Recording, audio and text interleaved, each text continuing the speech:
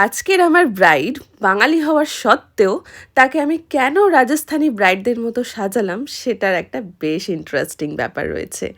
আর তার উপর যে ব্রাইড রাজস্থানীও না, একদম পিওর বাঙালি। 2nd ডিসেম্বরের আমার এই ফার্স্ট ব্রাইড ছিল পূজা, আর ওকে সাজাতে আমি চলে গেছিলাম হাওড়ার বাকসারাতে। পূজার ইচ্ছে বাঙালি সাজ হবে, কিন্তু তার মধ্যে একটু অবাঙালি টাচ থাকবে।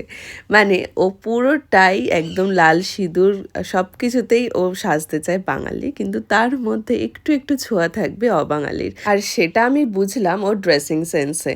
মানে ও যা যা কিনেছে ওর এই রিসেপশনের দিনে, সেটা লেহেঙ্গা বা সেটাকে কিভাবে ড্রাপিং করা বা কি কি ও পরবে জুয়েলারির মধ্যে, সবটা যেন অনেকটাই রাজস্থানী লুকের সাথে ম্যাচ করে গেছে।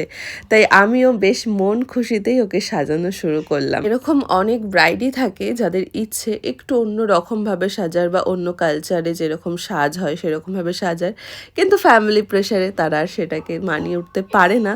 তাদের ইচ্ছাটা আর তখন কোনো দাম থাকে না। কিন্তু পূজা নিজের ইচ্ছেটাকে একদম ফুল প্রায়োরিটি দিয়েছে, আর ও যেভাবে সাজতে চায় আমি ওকে সেইভাবেই সাজানো শুরু করেছিলাম। যদিও ও মেকআপ নিয়ে আমাকে কিচ্ছুটি বলেনি, আর আমাকে বলেও নি এইভাবে সাজাও কি ওইভাবে সাজাও, কারণ ও জানে যে আমি যাই করি না কেন ওকে সুন্দরী করে তুলবো। আর আমার এই ব্রাইড কিন্তু ভীষণ পাঞ্চুয়াল।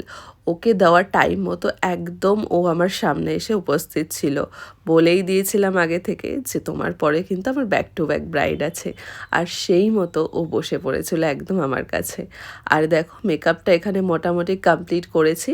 এবার ওর হেয়ার স্টাইলটা হবে। হেয়ার স্টাইলটা একদম আমি ওপেনের ওপরেই রেখেছিলাম, বাকিটা এবার তোমরা দেখে নাও। এই যে আমার আজকের কমপ্লিট রাজস্থানী বাঙালি দুটো লুক মিক্স করে একটা ব্রাইডাল বা রিসেপশন মেকআপ, একটা ভীষণ সফট গ্ল্যাম মেকআপ করেছি। ওর স্কিনটা একটু সেন্সিটিভ হওয়ায় ওকে আমি সাজেস্ট করেছিলাম যে কোন মেকআপটা করলে ঠিকঠাক হবে। আর সেই মতো দেখো আজকে কিন্তু রেজাল্টটাও বেরিয়ে এসছে। ওর লেহেঙ্গাটাও এত সুন্দর, এত গর্জিয়াস ছিল যে দেখো পুরোটা যেন ওকে ভীষণ ভালোভাবে মানিয়ে গেছে।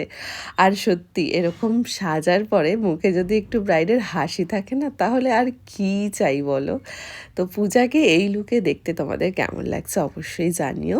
And she is very happy, she is very pretty. K full complete করার পর আর ওর থেকে সুন্দর একটা রিভিউ নেওয়ার পর ওকে টাটা বাই বাই করে দিলাম, কারণ এরপর আমাকে আরও একটা লোকেশনে যেতে হবে। বাকসারা থেকে একদম সোজা পৌঁছে গেলাম সোদপুরে দইতার কাছে।